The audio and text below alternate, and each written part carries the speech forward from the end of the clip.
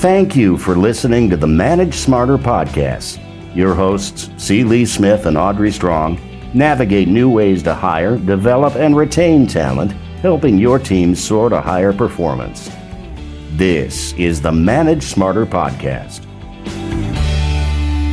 Well, hello again, everyone. Welcome to the Manage Smarter podcast, where we have frank discussions of the challenges facing today's managers and leaders. My name is Audrey Strong, and I'm pleased to be the Director of Communications for Sales Fuel. And I'm C. Lee Smith. I am the CEO and President of Sales Fuel. Hello, Audrey. Yeah. Hi, Lee. How are you? Very good. We're excited. We have an amazing guest today. Why don't you introduce him? Well, here's somebody who, when I was in college, I became very impressed with. I remember seeing him on the cover of Selling Power magazine back in the mid-'80s when I was in college. Yeah, he's an icon. He's a legend in business. He's written over 80 books, all of them excellent. He's spoken to millions of people all over the world. And I'm really thrilled to bring to you today Mr. Brian Tracy. Brian, thank you for joining us. Thank you. It's such a pleasure to be with you. Brian, you talk about a lot of different subjects. It's really going to be hard just to try to focus in on one. But I just wanted to hit you with the number one thing, which is today, what is the most important quality that a manager must have to be successful in business? Well, since you and I first talked about this interview, I've given it a lot of thought. And fortunately, some of the best work in the history of the world on this subject has been done. And that old 80-20 rule keeps coming along to bite you in the leg. And 80% of managerial success they find in the most extensive 22-year study, tens of thousands of managers, 22 countries, the most important qualities for managerial success are basically three, and they account for 80% of all results. And in business, results are everything. Mm-hmm. Results are so important that there is really nothing but results. And what they found was this, is in studying all of these companies, they found that the number one requirement for high performance in leadership and management was clear goals and objectives, is that the organization was very clear about what it wanted to accomplish, and every single person was very clear about their individual goals and how they fitted in to the other goals. And lack of clarity and lack of focus are the primary reasons for failure and underachievement and confusion and time wastage and everything else.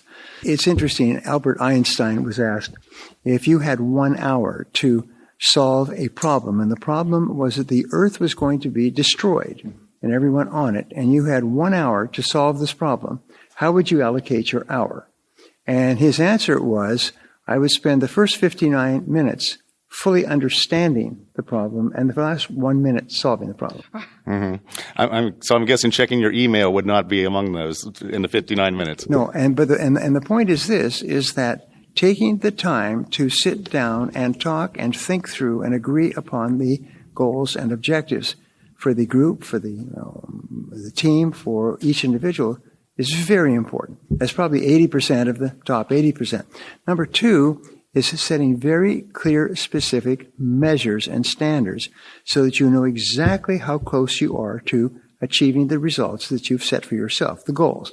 And the third area is timelines and deadlines, is that everybody knows exactly when they are expected to accomplish a particular goal or task. And everybody else knows what everybody else's goals, measures, and timelines are. And so this kind of a team can accomplish extraordinary things. And every single meeting is simply managing by objectives, as they call it, is we discuss our goals, we discuss how close we are, we discuss the numbers that indicate what we've accomplished, and we discuss the timeline. The most important thing I found in many, many years of studying leadership and managerial success. And so yet today, though, many managers still really struggle with setting proper goals. So let's give them some help on how to execute some of these objectives. What advice can you give them for setting better goals and more clear goals? Well, you have to ask, coming back to that magic word, results. What results are you trying to accomplish? And our favorite word, as we talked about earlier, is clarity. Is you must be absolutely clear. Each person must be absolutely clear about what they are supposed to accomplish and what each other person is supposed to accomplish. And that's why it's very useful to take the time to discuss it. So everybody's in complete agreement. And the more time you spend becoming perfectly clear about the goal, the easier it is to set goals, the easier it is to achieve results, the easier it is to work. And of course, the payoff for starting and completing a task is extremely high psychologically and emotionally. So your most successful individuals and your most successful companies and work groups are known as highly productive. You could take this person and put them into this area and they will double or triple the productivity of the work group. So that's the most important advice that I can give to managers and leaders. On the flip side of all this, Mr. Tracy, what you said were the three biggest mistakes leadership is making, the 3 C's, that criticize, condemn, and complain. Can you detail that a little bit, how not to go in the opposite direction? They've discovered, again, decades and decades of research, is that people perform at their very best when they feel really good about themselves, when they feel that they're accomplishing something that's worthwhile and important in the eyes of other people. And so you never criticize people and do anything to make them feel bad about their work. Because the old idea was that if you criticize people, then they would smarten up and fly right, and they would do the job better.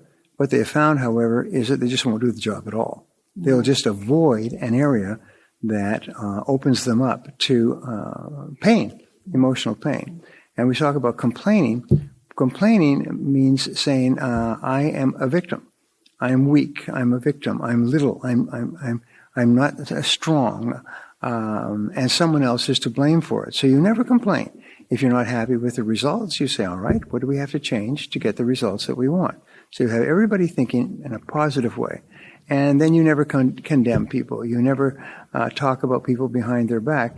You create an environment where everyone in that environment feels terrific. Many years ago, I had a wonderful opportunity to work for IBM, doing seminars and workshops, especially in leadership and management. And I worked for 3 years. I did more than 30 talks for them. And I learned a lot about the company, but I learned that the company had 3 values. Number 1 value is excellent quality products and services, which we talked about earlier today.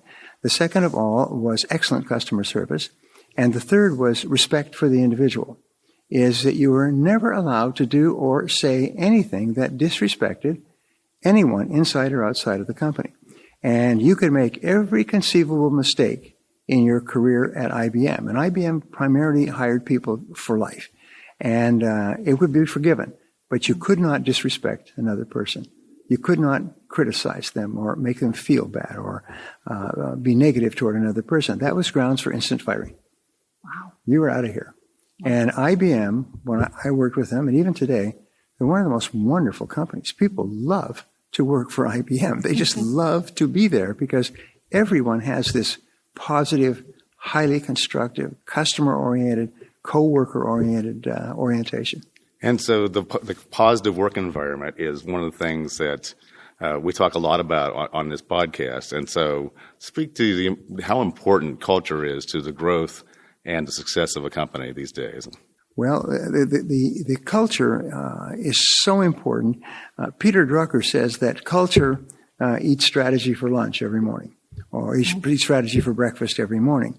And the culture is the way people think and feel, and their values, what is right and acceptable and what is proper and not.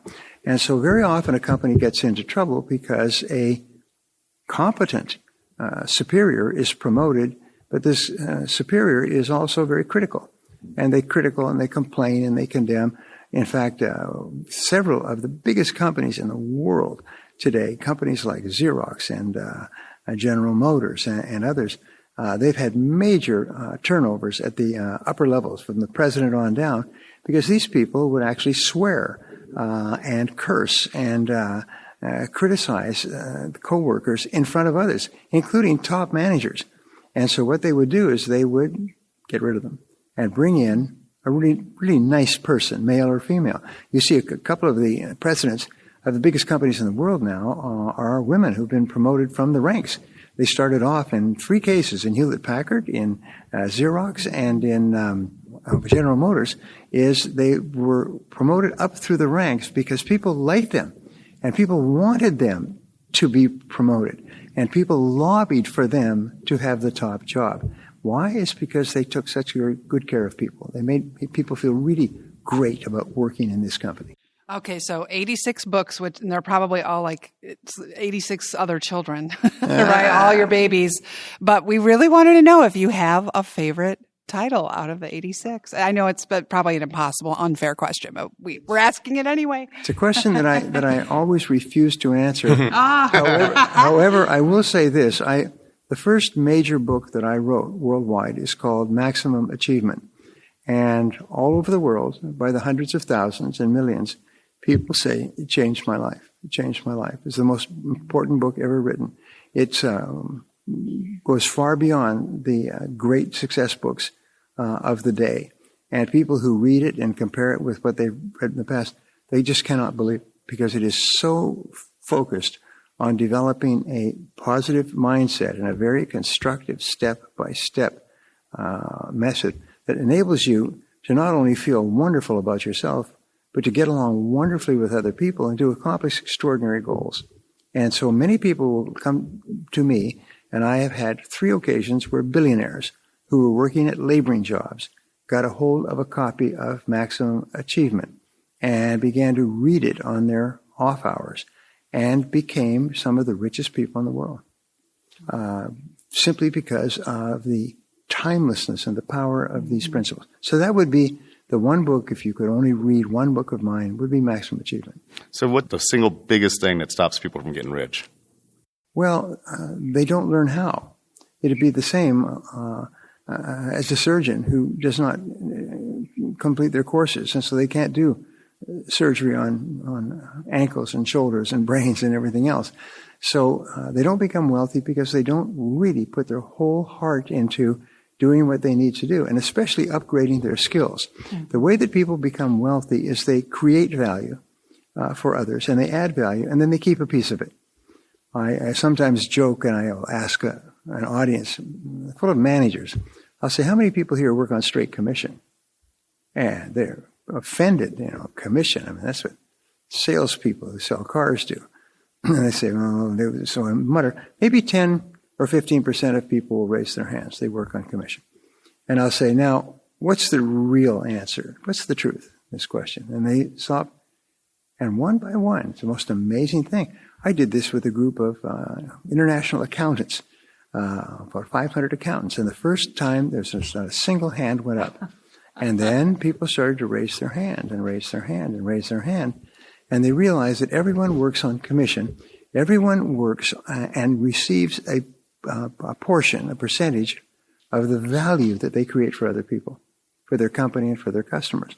So your job is to constantly be looking for ways to contribute more value, to add value, to improve the life or work of your customers in some way. And by the natural course of things, you will get a piece of that. They say in New York, they call it a slice of the vig. You get a slice of the vig. You get a piece of the value that you create. And the more you focus on creating more value, the more you will be paid. And so my last question to you is a simple one, or maybe it's a challenging one. Just as you've been a big influence on my career, who was most influential on your professional career? Well, there's really been no person. I'm a very much self-learned or self-taught person. One of my favorite lines from Drucker, and I've only corresponded with Drucker once, so I don't know him personally, but his thoughts have had a profound effect on my thinking. And one of the things he said is that, are there self-made leaders? And he said, perhaps, he said, but there are so few of them that they make no difference in the great scheme of things. He said, leaders are made and always self-made by working on themselves to become better and better at doing what they do and fulfilling their responsibilities. And that's basically been my philosophy through life. I didn't finish high school, didn't go to university till my 30s. And so everything I've learned by practice. I've started, built, or managed 22 different companies and made successes of them all. And my nature of my business is that we start a business about once a month in a new product area, subject area, geographical area, and so on. And we learn from every one of those experiences. But there was never single person who taught me. Well, this 10 minutes with you has not only been invaluable, but inspiring. And we are so grateful that you took some time to speak with us today. Well, thank you. Thank you very much. It's a pleasure. Yeah. Thank you very much, Brian. I Thanks, really Brian. appreciate you. If anyone wants to learn more about the teachings and the philosophies of Brian Tracy, briantracy.com, or simply go to amazon.com. iBooks are your favorite online bookstore. You'll find plenty of titles there that you can download and consume and enjoy and be better for it. Thank you for joining us today. Thanks for listening. If you enjoyed the show, please rate and recommend on iTunes, Overcast, or wherever you get your podcasts. You can also get more great information at salesfuel.com.